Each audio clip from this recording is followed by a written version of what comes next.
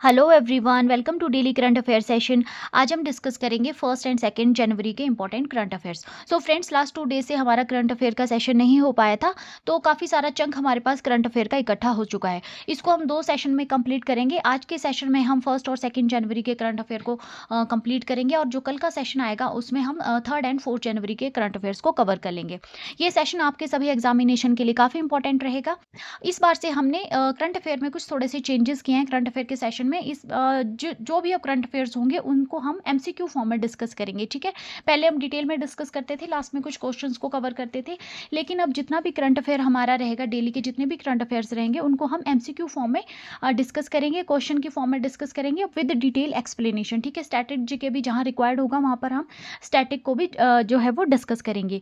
Friends, ये session आपके सभी एग्जामिनेशन के लिए काफ़ी इंपॉर्टेंट रहेगा। अगर अभी तक आपने मेरे चैनल को सब्सक्राइब नहीं किया है तो प्लीज़ मेरे चैनल को सब्सक्राइब कीजिए, वीडियो को लाइक और शेयर कीजिए। तो स्टार्ट करते हैं आज का सेशन क्वेश्चन नंबर 1 से। इंपॉर्टेंट डे के रिगार्डिंग हमारा क्वेश्चन नंबर 1 है। So on which date is global family day celebrated annually to promote world peace and unity. तो कौन सी तारीख को ग्लोबल फैमिली डे के रूप में जो है ऑब्जर्व किया जाता है, ये यहाँ पर पूछा गया है। तो इसका राइट आंसर हो जाएगा option number B, that is January 1। हर साल 1 जनवरी को न्यू ईयर को हम ऑब्जर्व करते हैं ग्लोबल फैमिली डे के रूप में, और ये जो डे है यहाँ पे सर्व करता है as a positive message of unity and peace to start the year. और इस दिन जो है यहाँ पे एम्फेसाइज किया जाता है यूनिटी इन डाइवर्सिटी, जिसमें कि यहाँ पे एनकरेज किया जाता है लोगों को that the whole world is like a big family, और यहाँ पे हम सभी को जो है साथ में पीस के साथ, हार्मनी के साथ जो है एक दूसरे के साथ रहना चाहिए। इस दिन पर, इस मैसेज पर जो है इस दिन फोकस किया जाता है। Next question regarding appointments. So, which senior IPS officer has been given the additional charge of Director General of NIA, that is National Investigation Agency, as of January 2? तो यहाँ पे जो NIA के एडिशनल जो है वो डायरेक्टर जनरल अपॉइंट किए गए हैं, एडिशनल चार्ज दिया गया है। तो किसको दिया गया है, ये यहाँ पर पूछा गया है। तो राइट आंसर हो जाएगा option number B, that is Rakesh Agarwal.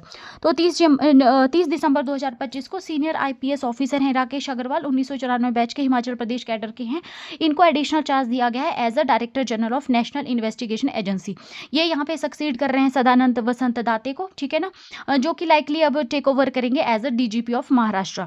NIA की अगर हम बात करें तो इसको एस्टेब्लिश किया गया था 2009 में वाया 2008 एक्ट, ठीक है। 2009 में इसको एस्टेब्लिश किया गया था, 2008 में एक एक्ट पास किया गया था, उसके थ्रू जो इसको एस्टेब्लिश किया गया था। तो 26/11 का जो अटैक हुआ था 2008 में, उसको देखते हुए जो है एनआईए को यहाँ पे एस्टेब्लिश किया गया था, ताकि उस टाइम जो एक ज़रूरत फील की गई थी कि कोई हमारे पास एक ऐसी एजेंसी होनी चाहिए जो कि टेरर से रिलेटेड, क्राइम से रिलेटेड, जितने भी ऑल इंडिया लेवल पे क्राइम्स होते हैं विदाउट स्टेट बॉर्डर जो है वो वहाँ पे उस जो ऐसी एजेंसी हो जो कहीं पर भी किसी भी स्टेट में जो है वो जा सके, उसको स्पेशल परमिशन किसी भी स्टेट गवर्नमेंट से ना लेनी पड़े, ऐसी नेशनल लेवल पे कोई एजेंसी होनी चाहिए। इसी रिक्वायरमेंट को देखते हुए आफ्टर मुंबई अटैक जो है वो 2008 में एक एक्ट पास किया गया था, और 2009 में जो है एनआईए को एस्टेब्लिश किया गया था। Next question. Who has been appointed as the chairman and managing director of Food Corporation of India effectively from early 2026? ठीक है, तो यहाँ पे FCI के चेयरमैन और MD नियुक्त किए गए। तो किसको यहाँ पे नियुक्त किया गया है, तो राइट आंसर हो जाएगा option number C, that is Ravindra Kumar Agarwal. Ravindra Kumar Agarwal हैं, 1997 बैच के IAS ऑफिसर है, केरला कैडर के। इनको यहाँ पे CMD जो है अपॉइंट किया गया है FCI का, ठीक है, 31 दिसंबर को सॉरी। और ये जो है यहाँ पे रिप्लेस कर रहे हैं आशुतोष अग्निहोत्री को, ठीक है ना। आशुतोष अग्निहोत्री जो है यहाँ पे पहले थे, उनको इन्होंने रिप्लेस किया है। FCI की अगर हम बात करें तो ये एक स्टैट्यूटरी बॉडी है under the ministry of consumer affair, food and public distribution. इसको एस्टेब्लिश किया गया था 14 जनवरी 1965 को, ठीक है ना। तो FCI को कब एस्टेब्लिश किया गया था, 14 जनवरी 1965 को, under the food corporation act 1964, ठीक है ना। और इसका क्या पर्पज़ है FCI का, तो ये प्राइमरी एजेंसी रहती है जो कि रिस्पॉन्सिबल है executing the food policies of government of India. Government of India food के रिगार्डिंग जितनी भी पॉलिसीज बनाती है उसको एग्जीक्यूट करवाता है ये FCI। Next question. In the recent bureaucratic reshuffle, Love Agarwal has been appointed to which of the following position? तो अभी काफ़ी बड़ा जो है सेंटर लेवल पे ब्यूरोक्रेटिक रिशफल किया गया है, काफ़ी सारी पोजीशनिंग यहाँ पे चेंज की गई है। तो लव अग्रवाल को यहाँ पर क्या अपॉइंट किया गया है, ये यहाँ पर पूछा गया है। तो इसका राइट आंसर हो जाएगा option number B, that is director general of foreign trades. तो लव अग्रवाल है जो कि एक हाई रैंकिंग ऑफिशियल थे कहाँ पे, हेल्थ मिनिस्ट्री में, ठीक है ना। हेल्थ मिनिस्ट्री में इन्होंने काफ़ी ज़्यादा रोल प्ले किया था ड्यूरिंग कोविड-19। उनको जो है अब यहाँ पे डायरेक्टर जनरल फॉरेन ट्रेड का नियुक्त किया गया है, ठीक है ना। तो अगर कोविड-19 में अगर आप लोग न्यूज़ देखते होंगे तो टीवी पर जितनी भी कोविड के रिगार्डिंग जब प्रेस कॉन्फ्रेंस होती थी तो लव अग्रवाल उसमें आते थे, ठीक है ना। तो इस तरीके से आप याद रख सकते हैं, ठीक है। तो अब इनको जो है यहाँ पे यहाँ से हेल्थ मिनिस्ट्री से शिफ्ट कर दिया गया director general of foreign trade, ठीक है। और इसके साथ ही जो है वो इसी रीशफल में अभी हमने रविंद्र कुमार अग्रवाल को देखा जिनको कि यहाँ पे हेड नियुक्त किया गया है एफसीआई का। इसके साथ ही एक और अपॉइंटमेंट यहाँ पे हुए श्रीकांत नगुलापल्ली, इनको जो है यहाँ पे डायरेक्टर जनरल बनाया गया है हाइड्रोकार्बन्स का, ठीक है।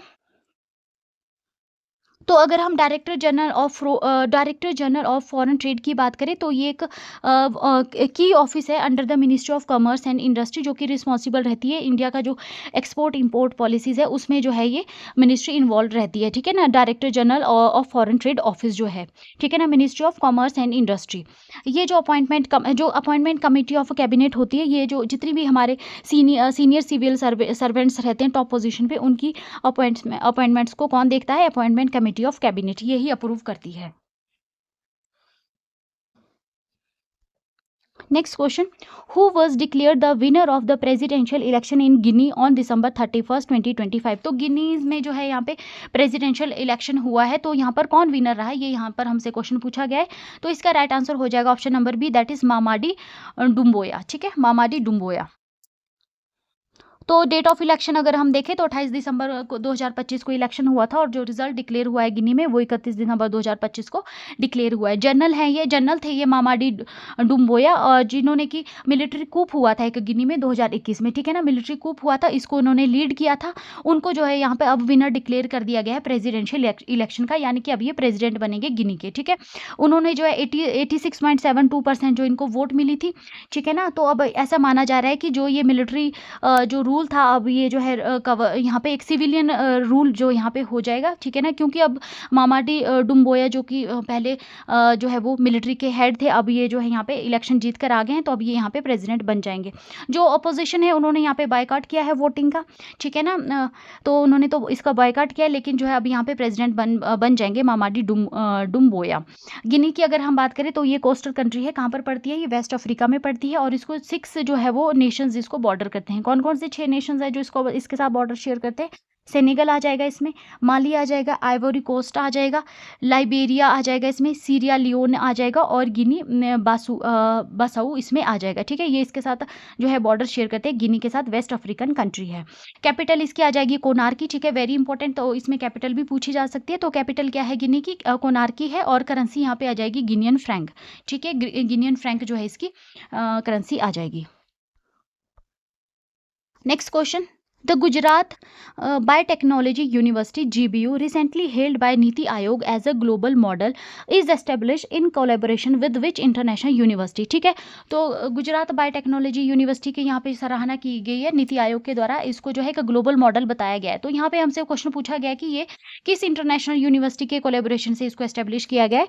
तो इसका राइट आंसर हो जाएगा option number C, that is university of Edinburgh, ठीक है। कहाँ की है, स्कॉटलैंड की university, option number C, university of Edinburgh Scotland है, इसके साथ कोलेबोरेशन की गई थी तब इसको एस्टेब्लिश किया गया है। तो जो ये गुजरात बायोटेक्नोलॉजी यूनिवर्सिटी है इसको एस्टेब्लिश किया गया था 2018 में गुजरात एक्ट नंबर 16 ऑफ 2018 के तहत, ठीक है।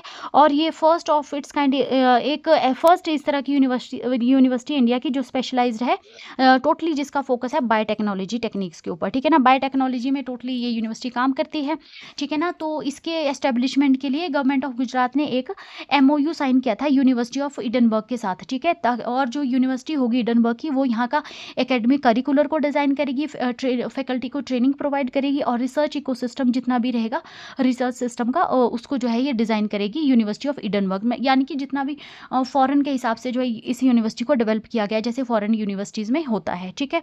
ये जो पार्टनरशिप थी ये एक कोर पिलर रहा है यहाँ पे गुजरात बायोटेक्नोलॉजी यूनिवर्सिटी का जो मिशन था। किस मिशन से इस यूनिवर्सिटी को तैयार किया गया इंडिया में, इसको जो यहाँ पे तैयार किया गया ताकि ये यूनिवर्सिटी यहाँ पे इंडिया में डिलीवर कर सके industry linked international standard biotechnology education India में, ठीक है ना। कहाँ पर लोकेटेड है यूनिवर्सिटी, तो ये university gift city Gandhinagar Gujarat में लोकेटेड है। टोटली ये बायोटेक्नोलॉजी बेस्ड यूनिवर्सिटी है। 5 प्राइमरी डोमेन है जिस पर यहाँ पर काम किया जाता है। इसमें प्लांट बायोटेक्नोलॉजी आ जाता है, एनिमल बायोटेक्नोलॉजी आ जाता है, इन्वायरमेंटल बायोटेक्नोलॉजी आ जाता है, मेडिकल बायोटेक्नोलॉजी और इंडस्ट्रियल बायोटेक्नोलॉजी यहाँ पे 5 प्राइमरी डोमेन है जिसके ऊपर यहाँ पे फोकस किया जाता है। ठीक है ना। तो जो नीति आयोग की रिपोर्ट आई है उसमें जो है यहाँ पे रिपोर्ट है ग्लोबलाइजेशन ऑफ हायर एजुकेशन, जो है यहाँ पे उसके ऊपर रिपोर्ट दी गई है, जिसमें यहाँ पे गुजरात बायोटेक्नोलॉजी यूनिवर्सिटी को एक रेप्लिकेबल मॉडल बताया गया है इंटरनेशनल स्टैंडर्ड्स इन इंडिया। ठीक है ना। तो ये जो यहाँ पे एक तरह से जो इंडिया में जो स्टूडेंट्स रहते थे, तो उन जो अच्छे स्टूडेंट्स रहते थे उनको अगर गुड क्वालिटी यूनिवर्सिटी इंडिया में नहीं होगी तो वो फॉरेन की तरफ मूव कर जाते थे। तो ये इसने जो है काफ़ी रोल प्ले किया इंडिया में आउटवर्ड माइग्रेशन को कम करने के लिए इंडियन स्टूडेंट्स का। ठीक है। Next question, where has the Indian AI research organisation been officially establish as of January 1 2026। तो यहाँ पे इंडियन एआई रिसर्च ऑर्गेनाइजेशन को एस्टेब्लिश किया गया है ऑफिशियली 1 जनवरी 2026 को जो है ऑफिशियली एस्टेब्लिश हो गया है। तो कहाँ पर इसको एस्टेब्लिश किया गया है, तो इसका राइट आंसर हो जाएगा option number B, that is GIFT city Gandhinagar. ठीक है ना। तो इंडिया का ये first state led AI research body है अंडर पब्लिक प्राइवेट पार्टनरशिप। ठीक है ना। स्टेट कोई इसको लीड कर रही है, पब्लिक प्राइवेट पार्टनरशिप यहाँ पे हुई है। ठीक है ना। और ये ऑपरेशनल हो गई है गिफ्ट सिटी गांधीनगर में। ठीक है। ट्राई पार्टराइट इसमें एग्रीमेंट हुआ है किसके बीच में, गुजरात गवर्नमेंट के बीच में, सेंट्रल गवर्नमेंट और इंडियन फार्मास्यूटिकल अलायंस के बीच में जो यहाँ पे पार्टनरशिप हुई है। और इसके लिए 3,000 करोड़ का जो यहाँ पे बजट दिया गया है 5 सालों के लिए। ठीक है ना। यहाँ पे क्या इसका मेन फोकस रहेगा, तो यहाँ पे जो है इंडिया का जो इंडिया यहाँ पे सर्विस प्रोवाइड करवाई जाएगी इंडिजिनस इंटेलेक्चुअल प्रॉपर्टी राइट्स के लिए। ठीक है ना। और इसके अलावा यहाँ पे मल्टी डिसिप्लिनरी यहाँ पे वर्क किया जाएगा। ठीक है ना। स्ट्रॉन्ग जो है यहाँ पे हेल्थ केयर और लाइफ साइंसेज के रिगार्डिंग जो है यहाँ पे पार्टनरशिप की जाएगी, फार्मास्यूटिकल अलायंस की जाएगी।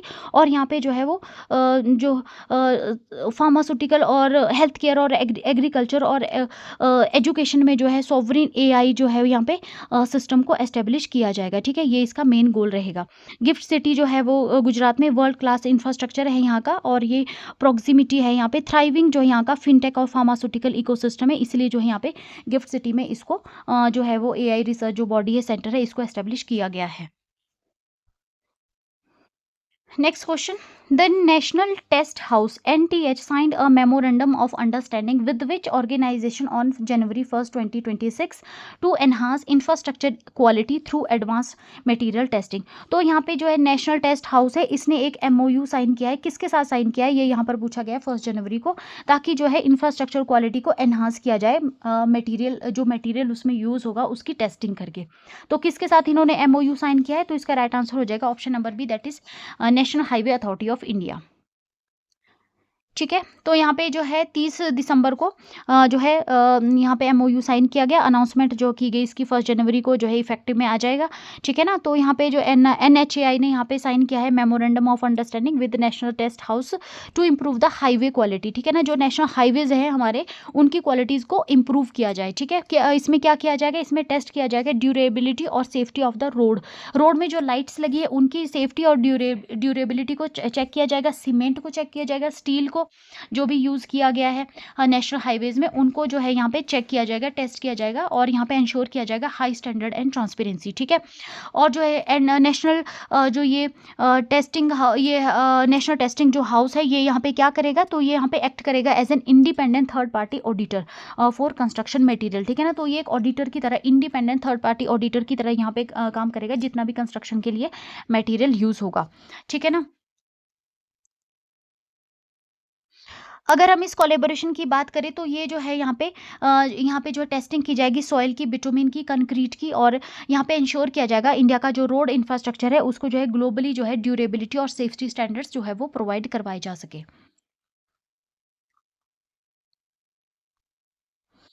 नेशनल टेस्ट हाउस की अगर हम बात करें तो इसको एस्टेब्लिश किया गया था 1912 में, ठीक है। नेशनल टेस्ट हाउस को कब एस्टेब्लिश किया गया था? 1912 में, अलीपुर कोलकाता में।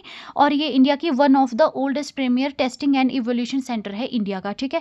ये फंक्शन करता है under ministry of consumer affair, food and public distribution, ठीक है ना। और ये यहाँ पे असिस्ट करता है। इसको क्यों क्रिएट किया गया था?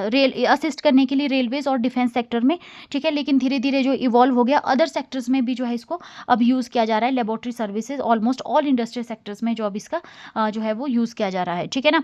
2026 में जो ये एमओयू है, ये पार्ट है हमारा गति शक्ति नेशनल मास्टर प्लान जो है उसका जो है ये पार्ट रहेगा। मल्टी मॉडल जो कनेक्टिविटी है गति शक्ति प्लान, उसका ये पार्ट रहेगा। और ये जो एमओयू साइन हुआ है, और जो 2026 में जो है अब जो हमारी गवर्नमेंट ऑफ इंडिया है उसका जो फोकस है अब जो शिफ्ट कर रहा है टूवर्ड्स जीरो डिफेक्ट इंफ्रास्ट्रक्चर, ठीक है ना। जितना भी इंफ्रास्ट्रक्चर बनाया जाएगा उसमें कोई भी डिफेक्ट नहीं होना चाहिए। अब हमारी गवर्नमेंट का फोकस यहाँ के लिए शिफ्ट हो रहा है।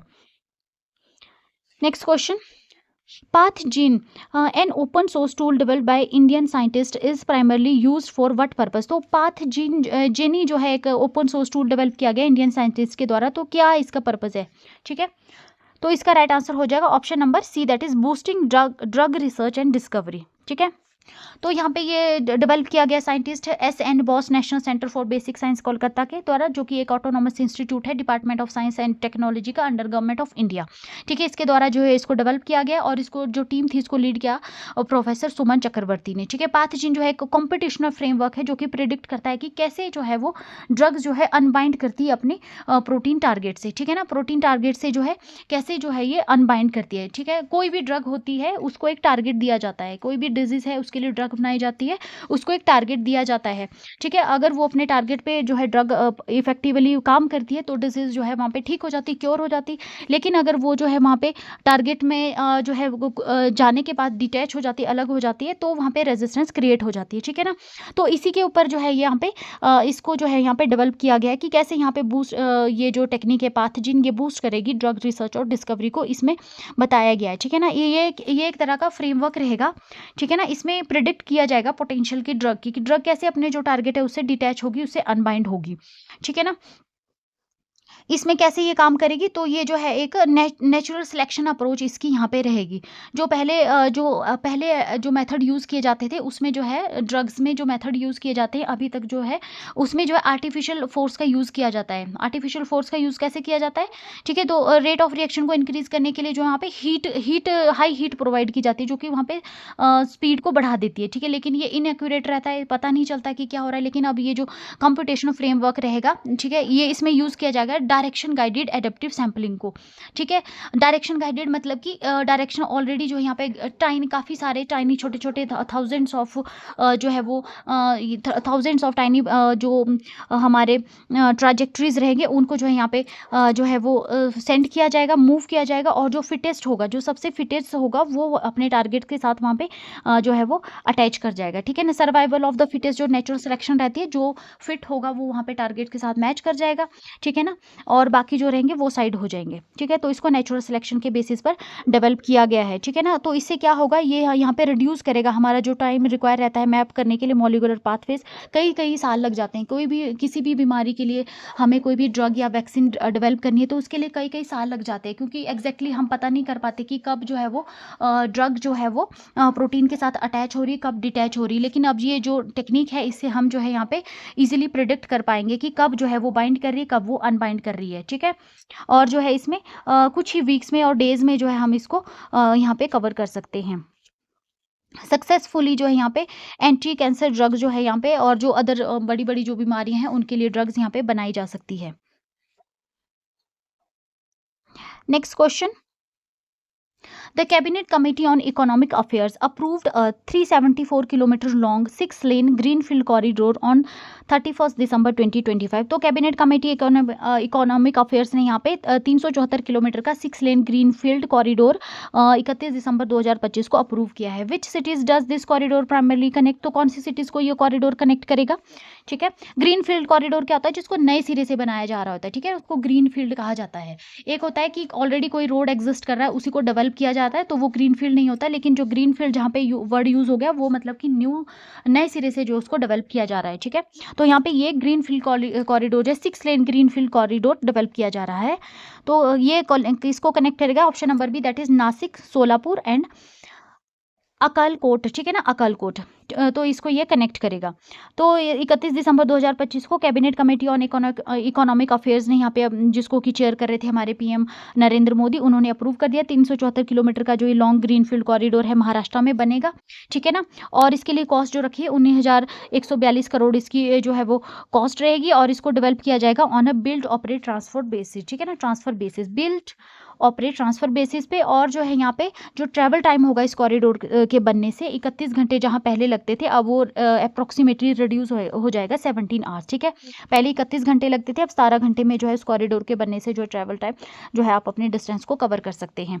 ये जो है एक प्रोजेक्ट है, ये जो प्रोजेक्ट रहेगा क्रिटिकल लिंक रहेगा पीएम गति शक्ति नेशनल मास्टर प्लान का, जो ये पार्ट है हमारा, ठीक है ना।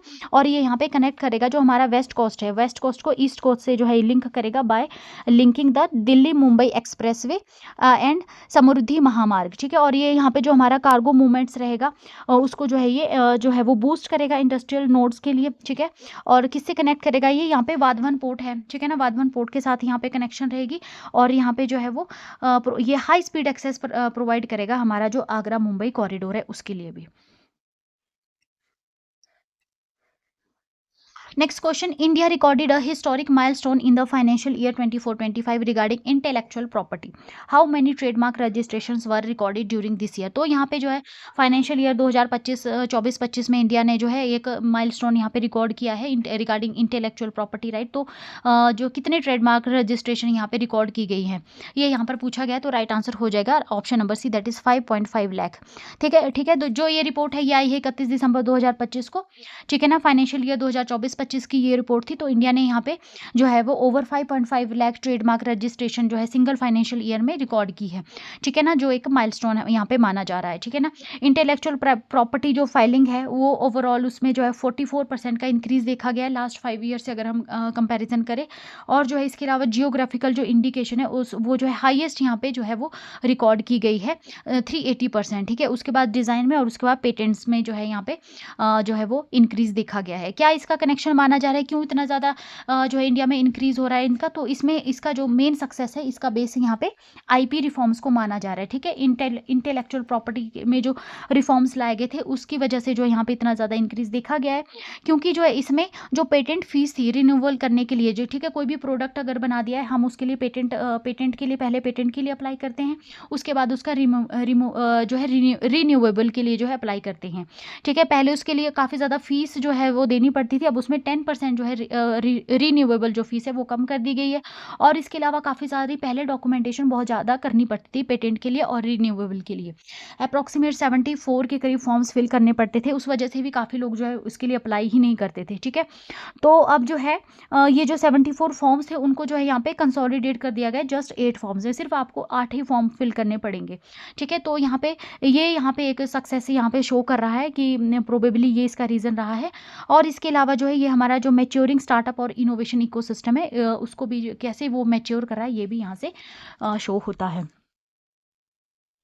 Next question, the central government launched the market access support scheme on January 1st 2026. What is the total budget outlay for this scheme? तो यहाँ पे सेंट्रल गवर्नमेंट ने market access support scheme launch करी 1 जनवरी 2026 को। तो कितना बजट आउटले इसके लिए रखा गया है, तो इसका राइट आंसर हो जाएगा option number B, that is 4,531 crore, ठीक है ना। तो 1 जनवरी 2026 को लॉन्च की गई। यहाँ पे सेंटर ने रोल आउट किया है मार्केट एक्सेस सपोर्ट स्कीम को, जो कि यहाँ पे क्या हेल्प करेगा इंडियन एक्सपोर्टर्स को गेन अ ग्लोबल फुटप्रिंट, ठीक है। तो 6 साल के लिए ये स्कीम लॉन्च की गई है फाइनेंशियल ईयर 2026 से 2031 तक। और इसमें मेन फोकस एमएसएमई के ऊपर दिया गया है। 35% जो स्लॉट है वो माइक्रो स्मॉल और मीडियम एंटरप्राइजेज के लिए रखे गए हैं, रिजर्व किए गए हैं ट्रेड में।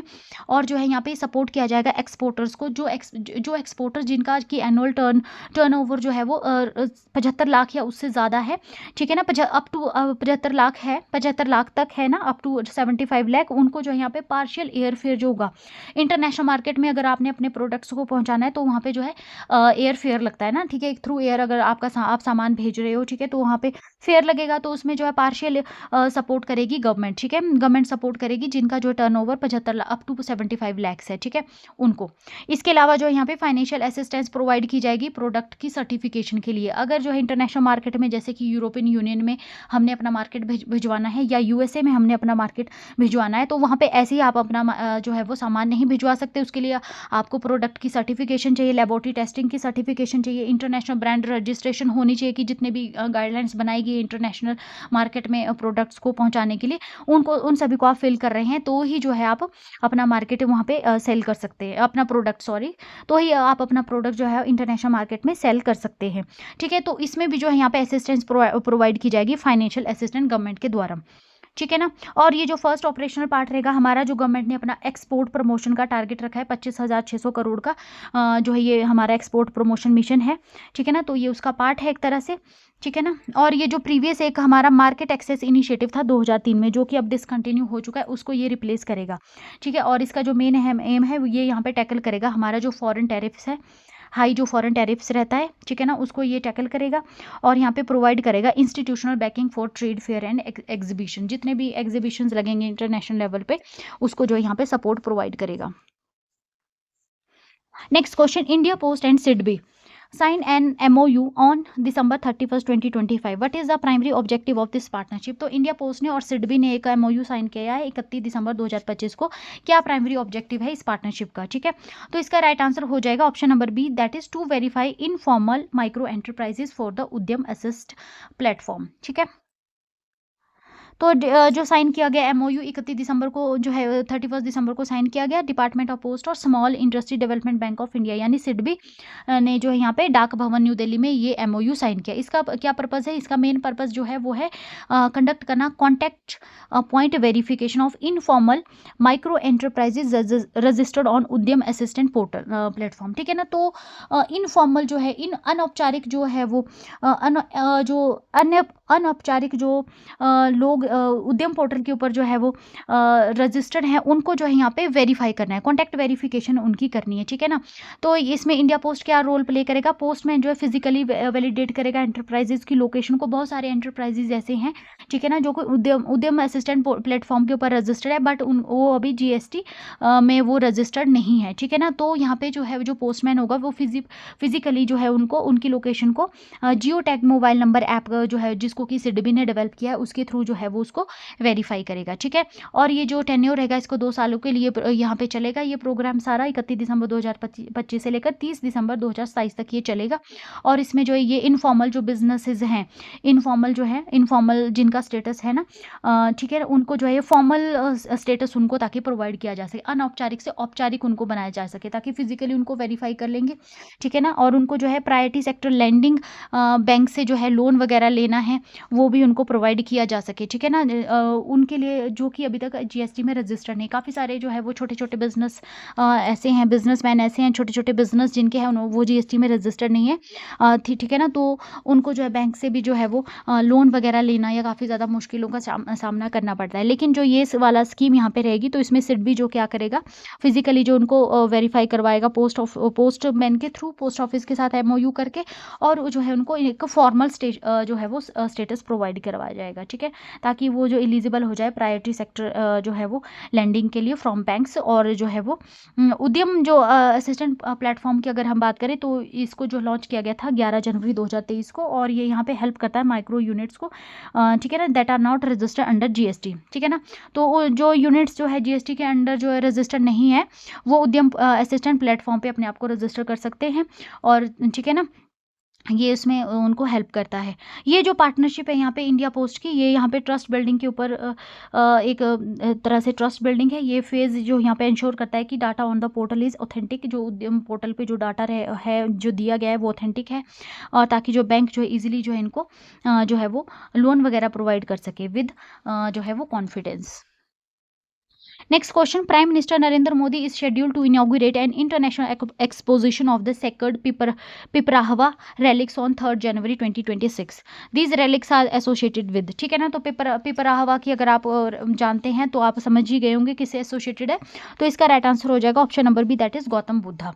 ठीक है ना, तो ये अनाउंसमेंट की गई 31 दिसंबर 2025 को, और जो ये इनाग्रेशन की जाएगी ये 3 जनवरी 2026 को की जाएगी। मिनिस्ट्री ऑफ कल्चर ने यहाँ पे अनाउंसमेंट किया, एक एक्सपोजिशन जो है वो यहाँ पे एग्जीबिशन लगाया जाएगा, और जिसका टाइटल रहेगा light and lotus relics of the awakened one, Rai Pithora culture complex, new Delhi में। ठीक है, तो इस यहाँ पे जो है शोकेस किए जाएंगे पिपराहवा रेलिक्स। पिपराहवा रेलिक्स क्या है, ये जो है जो गौतम बुद्धा थे, जो भगवान गौतम बुद्धा थे, उनको जो है ये मॉर्टर रिमेन्स है, ठीक है ना, उनके एक तरह से जो मॉर्टर जो रिमेन्स रहते हैं वो हैं जिनको कि प्रिजर्व किया गया था, शाक्या क्लां के द्वारा जो इनको प्रिजर्व किया गया था। ये काफ़ी ज़्यादा पवित्र माने जाते हैं, बुद्धिस्ट के जितने भी ऑब्जेक्ट हैं उनमें मतलब एक तरह के उनके जो बॉडी के जो पार्ट्स थे, मॉर्टल रिमेन्स जो होते हैं वो ये हैं, वो उनको प्रिजर्व किया गया था शाक्या क्लां के द्वारा। ठीक है, और ये जो इनको ऐसा माना जाता है कि स्टार्टिंग में जो है इनको जब उन्होंने परिनिर्वाण जो प्राप्त किया था, ठीक है ना, तो जो उनके जो ये मॉर्टल रिमेन्स है इनको जो है 8 भागों में जो है बांटा गया था, उनमें से जो है शेयर्स में डिवाइड किया गया था, उनमें से पिपराहवा जो रेलिक्स है ये भी उनका ही एक पार्ट है। ठीक है, डिफरेंट डिफरेंट नेशंस में डिफरेंट जगहों पे जो है ये उनके रेलिक्स जो है वो थे, और इंडिया जो कोशिश कर रहा है कि जहाँ जहाँ ये हों उनको जो है इंडिया में लाया जाए यहाँ पे। इसी तरीके से जो है सबसे पहले तो यूएस में चले गए थे, जब उनको वहाँ पे पिपराहवा यूपी में ये जगह है, वहाँ से इनको निकाला गया था, इंग्लिश मैन थे उन्होंने इसको जो है वहाँ पे निकाला था, और जो है ये उनको अपने साथ यूएस जो है वो इंग्लैंड ले गए थे। फिर इंडिया ने काफ़ी जद्दोजहद के बाद इनको वापस लाया, और कंट्रीज़ में भी ये मिल रहे हैं। ठीक है ना, तो उनको जो है इंडिया कोशिश कर रहा है कि इनको एक जगह पे प्रिजर्व किया जा सके, और टाइम पर जो है इंडिया अपनी बुद्धिस्ट डिप्लोमेसी के तहत जो है इनको शोकेस करता रहता है, अपने जो बुद्धिस्ट नेशन है उनके साथ अपने रिलेशंस को जो है वो स्ट्रॉन्ग करने के लिए। ठीक है, तो इनको जो है शोकेस करता रहता है ताकि जो है जितने भी बुद्धिस्ट जो कंट्रीज़ हैं वो यहाँ पे आएँ, ठीक है ना, और इसमें पार्टिसिपेट करें। इसी तरीके का ये एग्जीबिशन लगाया जा रहा है जहाँ पे पिपराहवा रेलिक्स को यहाँ पे शोकेस किया जाएगा, और इसको इनॉग्रेट करेंगे 3 जनवरी को prime minister. Next question. On December 31st, 2025, Indian Railway completed the high-speed trial of Vande Bharat sleeper train. ठीक है ना, तो 31 दिसंबर 2025 को इंडियन रेलवे ने कंप्लीट किया हाई स्पीड ट्रायल वंदे भारत स्लीपर ट्रेन का। At what maximum speed was the trial successfully conducted, तो क्या स्पीड कितनी स्पीड थी जिस पे ये ट्रायल किया गया, तो राइट आंसर हो जाएगा option number C, that is 180 kilometre per hour. ठीक है, तो 31 दिसंबर को इंडियन रेलवे ने सक्सेसफुली जो है कंप्लीट किया final high speed trial of indigenously build Vande Bharat sleeper train. Indigenously ये बिल्ड की गई है, और इसमें जो ट्रायल सेक्शन था ये कंडक्ट किया गया था कोटा नागड़ा सेक्शन के बीच में। यहाँ पे जो है सक्सेसफुली ट्रायल जो है 180 किलोमीटर पर आवर की स्पीड से क्लियर किया गया। हालांकि जो ट्रेन होगी वो 180 किलोमीटर नहीं, वो 160 किलोमीटर पर आवर से जो है वो पैसेंजर को कैरी करेगी ट्रेन, लेकिन जो है टेक्निकल क्लियरेंस के लिए जो अभी ट्रेन को 180 किलोमीटर पर आवर से जो है यहाँ पे रन किया गया था। ठीक है ना, इसमें क्या होगा, इसमें 16 कोचेज रैक होंगे, ठीक है, जिसको कि डिज़ाइन किया गया ओवरनाइट लॉन्ग डिस्टेंस ट्रेवल के लिए। ठीक है ना, और इसको जो है क्लियरली सेफ्टी जो है वो टेस्ट पास कर दिया गया by the commissioner of railway safety ने जो इनको पास कर दिया है।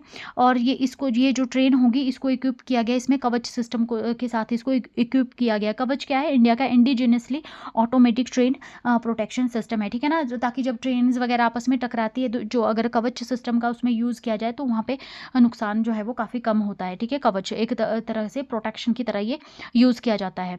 ठीक है ना, तो जो ये स्लीपर वर्जन रहेगा इसमें जो है ग्लास फाइबर रीएनफोर्स पॉलीमर पैनल्स का यूज़ किया गया है, ताकि जो है यहाँ पे लॉन्ग डिस्टेंस ओवरनाइट ट्रैवल के दौरान जो है नॉइस वगैरह जो है वो ज़्यादा ना जो है वो अंदर पता लगे। ठीक है ना, ट्रेन में अदरवाइज़ काफ़ी ज़्यादा नॉइस रहती है, खासकर स्लीपर क्लास में। ठीक है ना, स्लीपर क्लास में तो ये जो स्लीपर क्लास वाले स्लीपर जो ये ट्रेन है, ट्रेन का जो स्लीपर वर्जन है इसमें जो है ग्लास फाइबर रीएनफोर्स्ड पॉलीमर पैनल्स का और एक्स्ट्रा कुशनिंग का जो है यहाँ पे यूज़ किया गया है नॉइस इंसुलेशन के लिए for long distance overnight travel. Next question. The Institute of Kidney Disease and Research Center set a national record in 2025. Which city is this institute located in and what milestone did it achieve. तो यहाँ पे जो है वो एक institute है kidney disease और research centre, इसने एक माइलस्टोन यहाँ पे जो है रिकॉर्ड किया है 2025 में। तो कहाँ पर लोकेटेड है ये यहाँ पे पूछा गया है, तो इसका राइट आंसर हो जाएगा option number B, that is Ahmedabad. और माइलस्टोन क्या है इसमें, 500+ kidney transplant in a single year. तो यहाँ पे जो है institute of kidney disease and research centre जो कि अहमदाबाद गुजरात में है, फर्स्ट गवर्नमेंट हॉस्पिटल बन गया है इंडिया का जिसने यहाँ पे 500 किडनी ट्रांसप्लांट जो है एक सिंगल ईयर में कंप्लीट किए। कितने, 500 kidney transplant in a single year, ठीक है।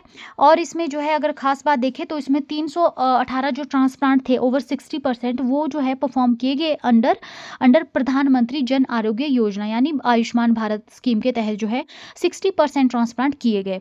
और 73% जो है पेशेंट अगर हम देखें तो इसमें ट्रांसप्लांट के दौरान 73% जो पेशेंट थे वो अंडर द एज 40 थे, 40 साल से कम उम्र के लोग ऐसे थे 73% जिनका जो है वो किडनी ट्रांसप्लांट किया गया। क्या शो करता है ये यहाँ पे, ये शो करता है हमारा कि किस तरीके से जो है यहाँ पे किडनी फेलियर यंगर पॉपुलेशन में बढ़ रहा है, ठीक है।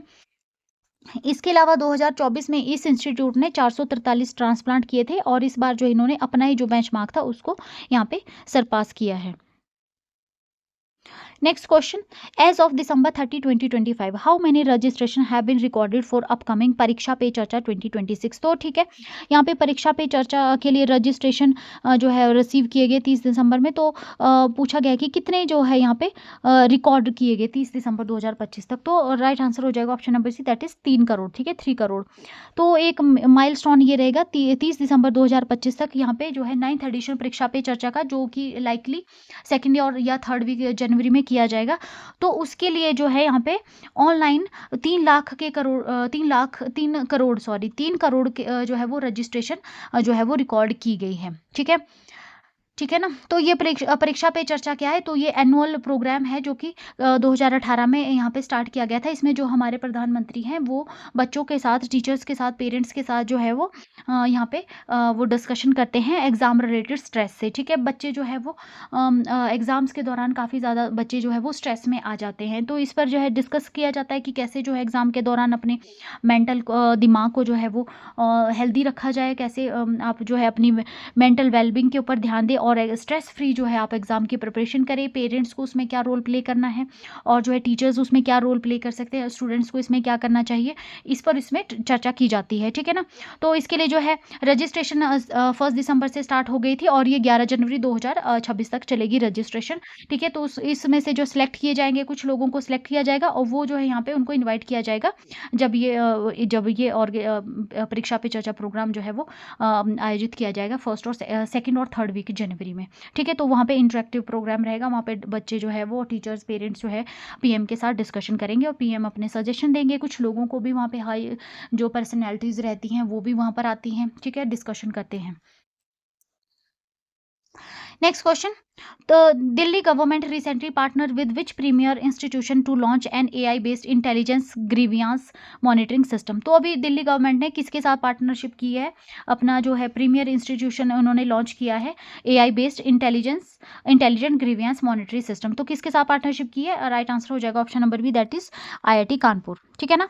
तो 29 और 30 दिसंबर की ये जो है वो कोलैबोरेशन की ये बात है। तो ठीक है, यहाँ पे दिल्ली गवर्नमेंट ने पार्टनरशिप की IIT कानपुर के साथ और लॉन्च किया अपना इंटेलिजेंट ग्रीवियांस मॉनिटरिंग सिस्टम, ठीक है। इसके मेन पॉइंट्स अगर हम देखें तो यहाँ पे क्या होगा, ये यूनिफाइड सिस्टम होगा जहाँ पे जो है वो AI को इंटीग्रेट किया जाएगा पोर्टल के साथ, पब्लिक ग्रीवियांस मैनेजमेंट सिस्टम के साथ और LG लिसनिंग पोस्ट इनटू, और जिसमें क्या होगा कि ये जो ये ग्रीवियांस पोर्टल जो होगा, ये जितनी भी ग्रीवियांसेस होगी उनको एक मेन डैशबोर्ड के ऊपर जो है वो शिफ्ट कर देगा, ठीक है। एक साथ ही यूनिफाइड सिस्टम, जितने भी डिफरेंट डिपार्टमेंट्स में डिफरेंट जो है वो ग्रीवियांसेस आएगी उनको एक सिंगल डैशबोर्ड के ऊपर जो है वो पोस्ट कर देगा। इससे क्या होगा, यहाँ पे जो है रूट कॉज की एनालिसिस की जाएगी कि क्यों बार बार जो है एक ही स्पेसिफिक किसी पर्टिकुलर एरिया से एक ही स्पेसिफिक तरह की कंप्लेंट्स क्यों आ रही है, ये जो है यहाँ पे इसको सर्च किया जाएगा रादर देन कीवर्ड्स। इसके अलावा जो है इसमें करंटली ग्रीवियांस जो प्लेटफॉर्म है उसको डिस्कनेक्ट कर दिया गया है, ठीक है ना, क्योंकि वो डिले हो जाता था उसमें, तो अब ये डिस्कनेक्ट ही हो गए हैं।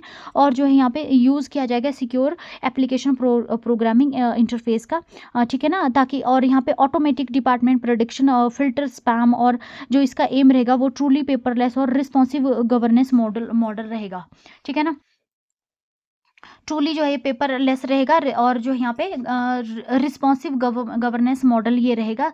सारी जितनी भी ग्रीवियंसेस होगी ये एक सिंगल डैशबोर्ड पे जाएगी, और उसको जो है विद इन जो है वो reasonable time, with in early जितना भी हो सके इन ग्रीवियंसेस को जो है वो सॉर्ट आउट किया जाएगा। Next question, the Delhi cabinet recently clear the जन विश्वास bill, what is the primary purpose of this legislation. तो दिल्ली गवर्नमेंट ने यहाँ पे जन विश्वास बिल को जो है यहाँ पे क्लियर किया है, तो क्या इसका पर्पस है ये यहाँ पर पूछा गया है। तो इसका राइट आंसर हो जाएगा option number B, that is to decriminalise minor technical and procedural offences, ठीक है ना। तो यहाँ पे 30 दिसंबर 2025 को अप्रूव किया गया है दिल्ली जन विश्वास अमेंडमेंट बिल 2026, ठीक है। और जो है यहाँ पे इसका क्या गोल है, जो भी माइनर और छोटे छोटे टेक्निकल और प्रोसीजरल जो क्राइम्स रहते हैं उनको जो है यहाँ पे उनको जो है यहाँ पे उनको जो है यहाँ पे रिप्लेस करना है, ठीक है ना। पहले छोटे छोटे जो ऑफेंसेस हैं, माइनर टेक्निकल एरर्स, प्रोसीजरल छोटा छोटा कुछ हो गया, क्रॉस 17 लोकल लॉज जिसमें कि मोटर व्हीकल एक्ट आ जाता है, दिल्ली म्यूनिसिपल काउंसिल एक्ट आ जाता है, तो उनको जो है यहाँ पे जो है वो रिप्लेस किया जाएगा। पहले रिप्लेस किया जाएगा कैसे, उनको जो है या तो इम्प्रिजनमेंट थोड़ा सा उनको दे दिया जाएगा, या जो फाइन्स लगा के जो है उनको जल्दी से जल्दी जो है वो उनको जो है वो क्लियर किया जाएगा, या उनके ऊपर कुछ छोटी मोटी पेनल्टीज, सिविल पेनल्टीज लगा दी जाएगी, फाइन्स वगैरह कुछ लगा दिए जाएंगे, छोटे छोटे जो माइनर ऑफेंसेस होंगे, ठीक है ना। माइनर ऑफेंसेस की यहाँ पे बात की गई है, ठीक है ना। और इम्प्रूवमेंट के लिए नोटिस दिए जाएंगे अगर किसी ने छोटा मोटा कुछ ऑफेंस किया है, ठीक है। मेनली किसमें, मोटर व्हीकल में, दिल्ली म्यूनिसिपल काउंसिल एक्ट के तहत, या कुछ भी ऑफिसेज में छोटा छोटा कुछ क्राइम है तो उसमें जो है या तो इम्प्रूवमेंट नोटिस उनको दिए जाएंगे, या उनको थोड़े बहुत पेनल्टी या फाइन्स लगा दिए जाएंगे, या मेनली को यहाँ पे रहेगा कि इम्प्रिजनमेंट जो है, जहाँ पे इम्प्रिजनमेंट किया जाता था उसको जो है यहाँ पे रिप्लेस किया जाएगा, ठीक है। क्या होगा यहाँ पे, रिप्लेस किया जाएगा इम्प्रिजनमेंट और क्रिमिनल फाइन्स को सिविल पेनल्टीज से। क्रिमिनल जो फाइन्स रहते थे उनको सिविल पेनल्टीज और इम्प्रूवमेंट नोटिस से रिप्लेस किया जाएगा। पहले छोटे छोटे क्राइम्स के लिए या तो वहाँ पे उनको जेल में डाल दिया जाता था, या कुछ क्रिमिनल फाइन्स लगाते थे, तो अब क्रिमिनल फाइन को जो है वो आप सिविल पेनल्टी से और जो है इम्प्रूवमेंट नोटिस से आप जो इनको रिप्लेस करेंगे। इसको जो अलाइन किया जा रहा है हमारा जो सेंट्रल गवर्नमेंट का जो हमारा जन विश्वास एक्ट है 2023-25, और उसका एम है यहाँ पे रिड्यूस करना बर्डन ऑन कोर्ट्स और इम्प्रूव करना है ईज ऑफ लिविंग, ठीक है। ईज ऑफ लिविंग को जो है यहाँ पे ईज करना है, और जो हमारा कोर्ट्स के ऊपर जो बर्डन पड़ा है उसको भी यहाँ पे कम करना इसका एम रहेगा। Effective, next question, effective January 1st 2026 Goa has officially notified the formation of its third administrative district, what is the name of this district and where it is headquarter, ठीक है। तो 1 जनवरी 2026 को गोवा ने ऑफिशियली नोटिफाई किया है एक formation of third जो है वो एडमिनिस्ट्रेटिव डिस्ट्रिक्ट। तो क्या नाम है इस डिस्ट्रिक्ट का, तो option number C, that is Kushavati और अटल डिस्ट्रिक्ट, अटल के नाम से भी इसको जानते हैं, और इसका हेडक्वार्टर क्या रहेगा, क्वेपेम, ठीक है, क्वेपेम। तो डेट ऑफ नोटिफिकेशन इसकी रही 31 दिसंबर 2025, 1 जनवरी से इफेक्ट में आ जाएगी। गोवा गवर्नमेंट ने ऑफिशियली यहाँ पे थर्ड डिस्ट्रिक्ट को जो है यहाँ पे कुशावती के नाम से, जिसको अटल डिस्ट्रिक्ट भी कहा जाता है, यहाँ पे फॉर्मेशन इसकी नोटिफाई कर दी है। हेडक्वार्टर इसका क्वेपेम रहेगा, ठीक है ना। और इसमें है क्यों इसको बनाया जा रहा है, तो इसमें जो है डिसेंट्रलाइज किया जा रहा है एडमिनिस्ट्रेशन को, और ताकि यहाँ पे एक्सेसिबिलिटी को इम्प्रूव किया जा सके। सदर्न जो ईस्टर्न गोवा का जो एरिया था वो काफ़ी ज़्यादा उनको हेडक्वार्टर पड़ता था अपना, मारगोवा जो उनका हेडक्वार्टर था वो उनको काफ़ी ज़्यादा दूर पड़ता था, ठीक है ना। तो उनको जो ईज करने के लिए इसको बनाया गया है, ठीक है ना। Next question, on December 31st 2025 union health ministry banned the oral formulation of which drug in dosage exceeding 100 mg due to liver toxicity concern, ठीक है। तो 31 दिसंबर 2025 को यूनियन हेल्थ मिनिस्टर ने यहाँ पे ओरल फॉर्मुलेशन जो है न्यूमोस्लाइड जो है, option number B is the right answer. तो जो है न्यूमोस्लाइड को यहाँ पे डोज अगर 100 mg से ज़्यादा एक्सीड करती है तो उसको बैन कर दिया गया है लीवर टॉक्सिसिटी कंसर्न की वजह से।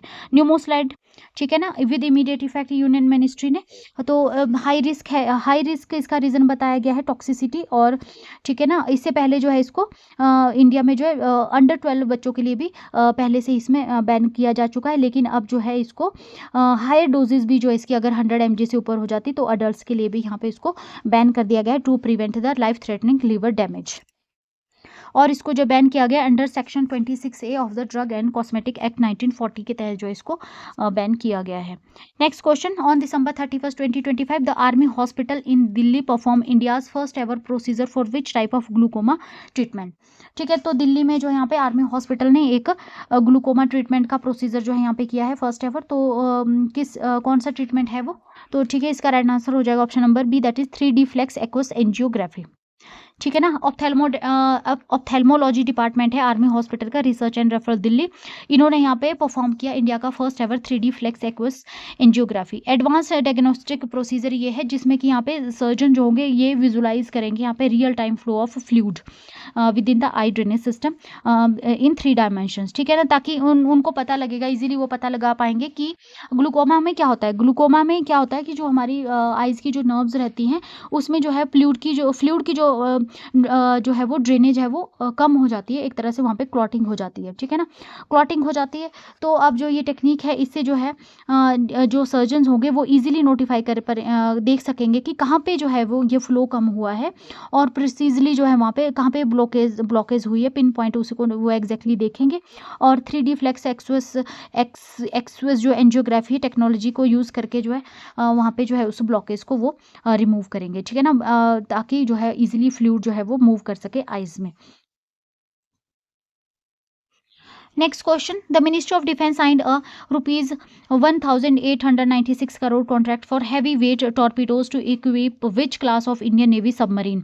ठीक है, तो इसका राइट आंसर हो जाएगा option number B, that is Kalvari class Scorpene. ठीक है, तो फ्रेंड्स आज काफ़ी ज़्यादा इंपॉर्टेंट न्यूज़ है, इसलिए मैंने कम न्यूज़ ली है क्योंकि सारी न्यूज़ जो है वो समझने वाली न्यूज़ है, डिटेल में एक्सप्लेन करने वाली न्यूज़ है। ठीक है, इसलिए मैंने थर्ड और फोर्थ के लिए जो है वो करंट अफेयर बचा लिए थे। ठीक है, तो आज डिटेल में इनको समझ लेते हैं। तो राइट आंसर हो जाएगा इसका कलावरी क्लास स्कॉर्पिन। ठीक है ना, 30 दिसंबर 2025 को मिनिस्ट्री ऑफ डिफेंस ने यहाँ पे 2 मेजर जो है वो कॉन्ट्रैक्ट साइन किए जो कि हमारे लैंड और अंडर वाटर कॉम्बैट रेडीनेस को एनहांस करेंगे। ठीक है, तो इसमें जो है एक जो है वो क्लोज क्वार्टर बैटल कार्बिन जो है वो 2770 करोड़ का एक कॉन्ट्रैक्ट इसमें साइन हुआ जिसमें ओवर 4.25 लाख कार्बिन जो होंगे वो प्रिक्योर किए जाएंगे भारत फॉर्ज और पीएलआर सिस्टम से इंडियन आर्मी और नेवी के लिए। ठीक है, इसके अलावा जो हैवी वेट टॉर्पीडोज 1896 करोड़ के जो है वो ये कॉन्ट्रैक्ट साइन हुआ है जिसमें कि 48 जो टॉर्पीडोज होंगे उनको जो है यहाँ पे परचेज किया जाएगा वास सबमरीन सिस्टम इटली से, किसके लिए? कलावरी क्लास सबमरीन्स के लिए। ठीक है ना, तो ये जो टॉर्पीडोज होंगे ये जो है यहाँ पे जो हमारा क्रिटिकल गैप रहता है कॉम्बैट रेडिनेस में स्कॉर्पिन सबमरीन में। ठीक है ना, उसको ये फिल करेंगे जिनको कि यहाँ पे बिल्ड किया गया है अंडर प्रोजेक्ट 75। ठीक है, कलावरी क्लास की अगर हम बात करें तो इनको डिज़ाइन किया गया है फ्रेंच कंपनी है नेवल ग्रुप, फॉर्मली DCNS को जो के नाम से इस कंपनी को जानते थे, अंडर प्रोजेक्ट 75।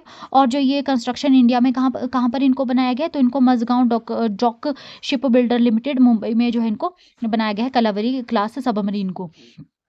6 सबमरीन जो है इसके तहत प्रोजेक्ट 75 के तहत जो है प्लान की गई जिसमें कि 5 ऑलरेडी कमीशन हो चुकी है और जो 6th है INS वागशी जो है एक्सपेक्टेड है कि जल्दी उसको कमीशन कर लिया जाएगा। 5 कौन कौन सी है?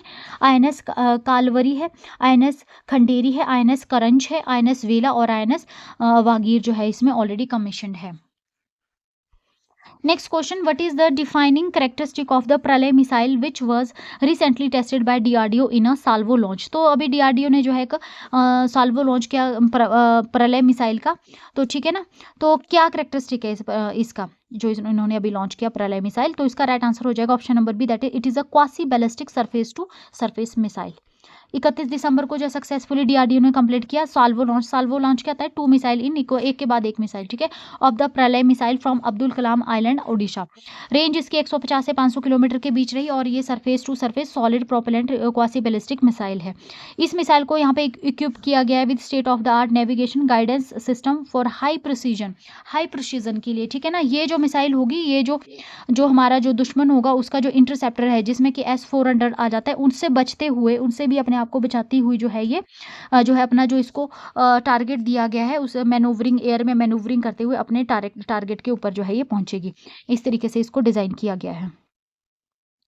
Next question, ISRO successfully tested and upgraded third stage SS3 for the small satellite launch vehicle on December 30, 2025. What was the primary material change in the motor case? तो इसरो ने जो है यहाँ पे टेस्ट किया upgraded third stage small satellite launch vehicle के लिए 30 दिसंबर 2025 को। क्या इसमें मटेरियल चेंज किया गया है मोटर केस में?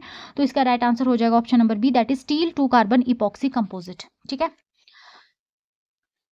तो 30 दिसंबर 2025 को जो इसरो ने सक्सेसफुली कंडक्ट किया static ground test upgraded third stage का, यहाँ पे स्मॉल सैटेलाइट लॉन्च व्हीकल है सतीश धवन स्पेस सेंटर श्रीहरिकोटा में। ठीक है, इसमें जो है क्या चेंज किया गया है, प्राइमरी मटेरियल इसमें चेंज किया गया है मोटर केस का, और इसमें जो है स्टील था उसको शिफ्ट किया गया है, चेंज किया गया है with monolithic carbon epoxy composite से। ठीक है, जो ये कंपोजिट केस है ये यहाँ पे जो इसका इनर्ट मास होगा स्टेज का वो इसको कम करेगा, और यहाँ पे पेलोड कैपेसिटी को जो है ये बढ़ा देगा, और इसकी जो ऑपरेशनल एफिशिएंसी भी होगी वो भी इसको इंक्रीज कर देगा।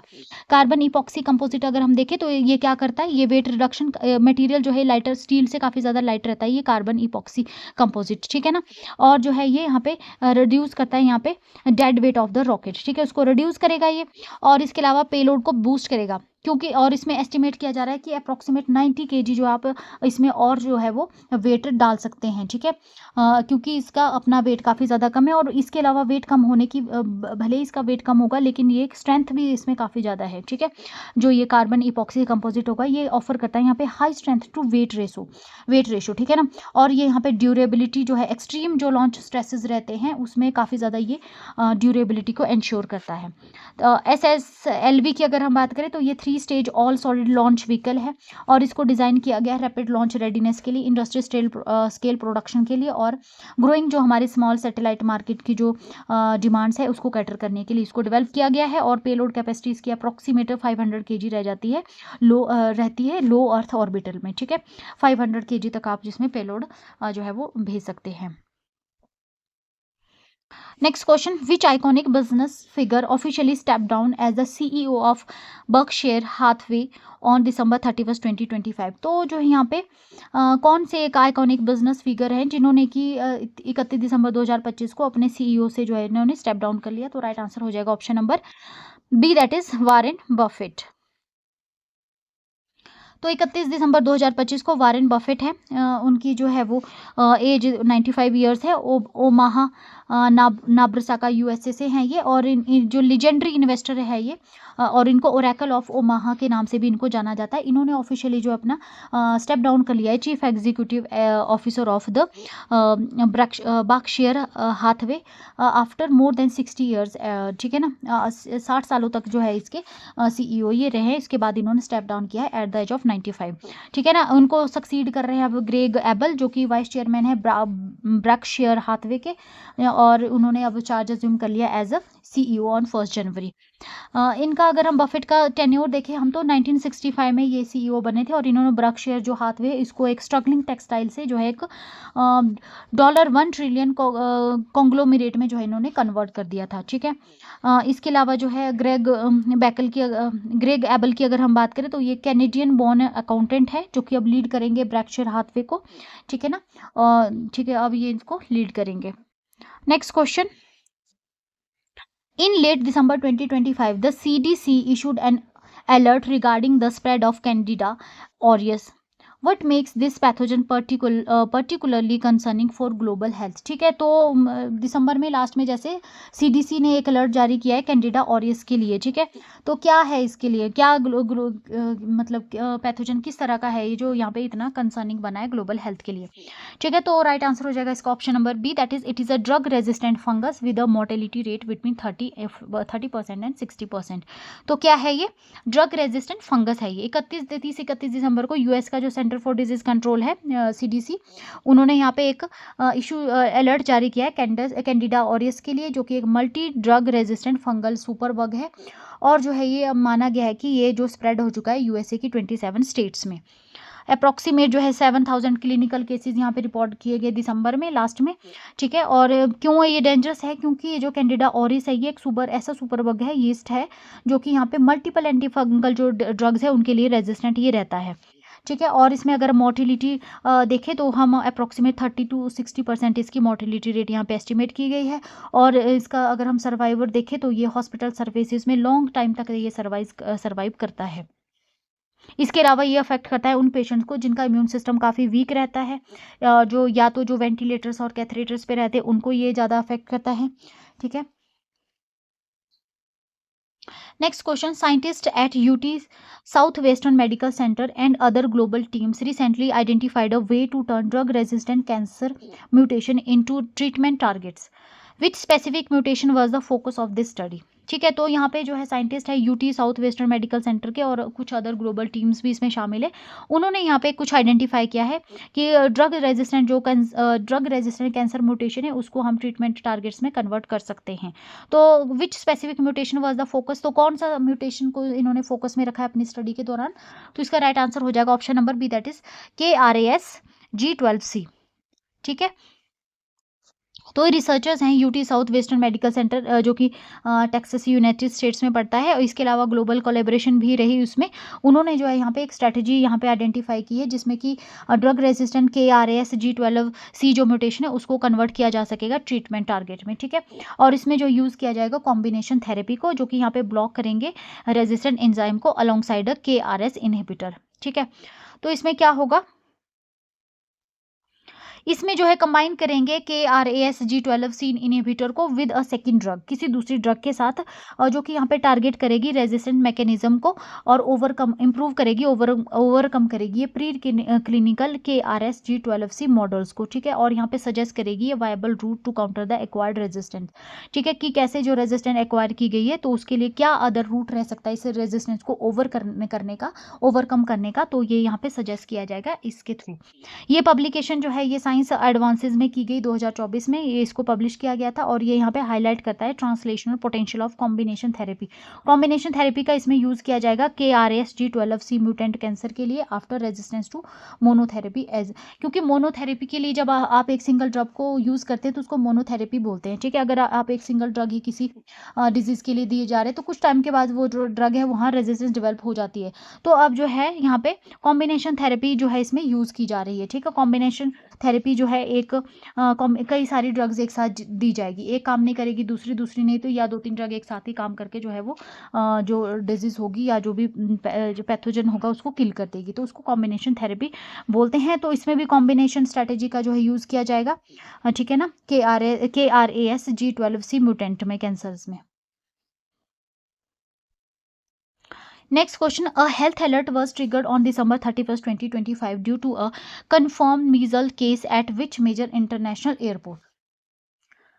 तो यहाँ पे जो है 31 दिसंबर 2025 को एक यहाँ पे हाई अलर्ट किया गया इंटरनेशनल एयरपोर्ट पे मीजल के रिगार्डिंग। ठीक है। तो कौन सा एयरपोर्ट था ये, तो राइट आंसर हो जाएगा option number B, that is New York Liberty international airport USA। ठीक है। ऑप्शन नंबर बी, तो 31 दिसंबर 2025 को US हेल्थ अथॉरिटीज़ ने यहाँ पे एक मीजल एक्सपोजर का जो है अलर्ट जारी किया, कंफर्म किया यहाँ पे कि एक डिटेक्टेड केस जो यहाँ पे डिटेक्ट किया गया न्यूयॉर्क लिबर्टी इंटरनेशनल एयरपोर्ट पे न्यू जर्सी में। ठीक है। इसमें क्या हुआ कि यहाँ पे जो ये पैसेंजर था, इन्फेक्टेड पैसेंजर था, इसने पास किया टर्मिनल को। ठीक है ना, during the peak holiday travel potentially exposing thousands of travels जो इसके एक्सपोजर में आए हैं इस कॉन्टेजियस जो हाईली कॉन्टेजियस जो ये वायरस है मीजल। ठीक है ना, मीजल को अगर हम देखें तो ये मीजल किसी वजह से होता है, मीजल वायरस की वजह से होता है, जो कि मेंबर है पैरामिक्सोविरिडी फैमिली का। ये जनरली स्प्रेड होता है हमारे रेस्पिरेटरी ड्रॉप से, जिसमें हमारा जो है कफ और स्नीजिंग आ जाते हैं। ठीक है ना, इससे ये जो है वो स्प्रेड होता है। और ये काफ़ी अप्रॉक्सीमेट जो है वो एयरबोर्न रहता है, लगभग 2 आवर जो है वो 2 घंटे तक जो है ये एयर में ही रहता है। और ये आफ्टर जब कोई भी पर्सन जो है कफ या स्नीज करता है एयर में, तो लगभग 2 घंटे तक ये एयर में ही रहता है वहीं पर ही। ठीक है ना। और जो क्राउड स्पेशली कौन इसके लिए वल्नरेबल हो जाते हैं, जो क्राउडेड एरिया जैसे टर्मिनल्स एयरपोर्ट्स हो गए, ये इसके लिए ऐसे एरियाज काफ़ी ज़्यादा वल्नरेबल हो जाते हैं। सिम्टम्स इसके देखें तो इसमें हाई फीवर रहता है, कफ होते हैं, रनी नोज होता है, वाटरी रेड आइज होती है, और जो है यहाँ पे 3 से 5 दिनों के बाद जो इसमें जो है वो रैशेस डेवलप होने लग जाते हैं। मोस्ट ऑफ इन्फेक्शियस डिजीज़ है ये। ठीक है ना। और जो एक एक ही केस जो है यहाँ पे काफ़ी सारे लोगों को जो है एक ही पर्सन का इन्फेक्ट कर सकता है। अनफॉर्चुनेटली इसके लिए अभी कोई स्पेसिफिक एंटीवायरल ट्रीटमेंट अवेलेबल नहीं है। Treatment just symptom specific treatment ही इसमें दिया जाता है। कफिंग के लिए कफ सप्रेसेंट दिए जाते हैं। आइज़ के लिए आइस ड्रॉप्स वगैरह का यूज़ किया जाता है, जैसे और फीवर के लिए फीवर मेडिकल जो है वो उसका यूज़ किया जाता है। ठीक है, उस तरीके के इसमें ट्रीटमेंट किया जाता है। Next question, who became the first cricketer in history to achieve the double 1000 run and 150 wickets in women's T20 international. ठीक है, तो कौन यहाँ पे बने हैं फर्स्ट जिन्होंने यहाँ पे डबल 1000 रन बनाए और 150 विकेट लिए हैं वुमेन T20 इंटरनेशनल में? तो राइट आंसर हो जाएगा option number C, that is Deepti Sharma. तो 30 दिसंबर को during 5th T20 international match जो इंडिया और श्रीलंका के बीच में खेला जा रहा था ग्रीनफील्ड स्टेडियम तिरुवनंतपुरम केरला में, इंडिया की ऑलराउंडर है दीप्ति शर्मा। वो जो है फर्स्ट जो है वो all time leading wicket taker women T20 international में बन गई हैं। ठीक है ना, उन्होंने यहाँ पे जो है वो 152 विकेट लिए हैं और उन्होंने सरपास किया है ऑस्ट्रेलिया की मेगन स्कॉट को। ठीक है, 151 विकेट उन्होंने ले रखे हैं अभी तक। इसके अलावा यूनिक माइलस्टोन क्या है, तो she is the first cricketer ever man और वुमेन में जिन्होंने कि यहाँ पे डबल जो है अचीव किया है, डबल ऑफ 1000 रन भी इन्होंने बनाया है और 120 और 150 विकेट भी लिए हैं। ठीक है, तो डबल जो है यहाँ पे माइलस्टोन इन्होंने अचीव किया है। नाउ अब ये लास्ट क्वेश्चन है हमारा, at the FIDE World Blitz Chess Championship 2025 held in Doha, which Indian player secured a bronze medal? ठीक है, तो यहाँ पे FIDE World Blitz Chess championship हो रही थी दोहा में, तो कौन सा इंडियन प्लेयर है जिसने यहाँ पे ब्रॉन्ज मेडल जीता है? तो राइट आंसर हो जाएगा option number B, that is Arjun Erigaisi. ठीक है ना, तो यहाँ पे जो है इवेंट जो था वो 26 से 30 दिसंबर को खेला जा रहा था दोहा कतर में। ठीक है ना, तो इसमें जो है नॉर्गियन जो ग्रैंड मास्टर है मार्गन कार्लसन, उन्होंने सिक्योर किया गोल्डन डबल, और इंडिया के जो अर्जुन एरिगेसी उन्होंने जो यहाँ पे जो है वो ब्रॉन्ज मेडल सिक्योर किया। ठीक है, मैग्नस कार्लसन की अगर हम बात करें तो ये 9th वर्ल्ड ब्लिट्ज टाइटल है उनका और 6th world rapid title earlier this week का ये रहेगा उनका।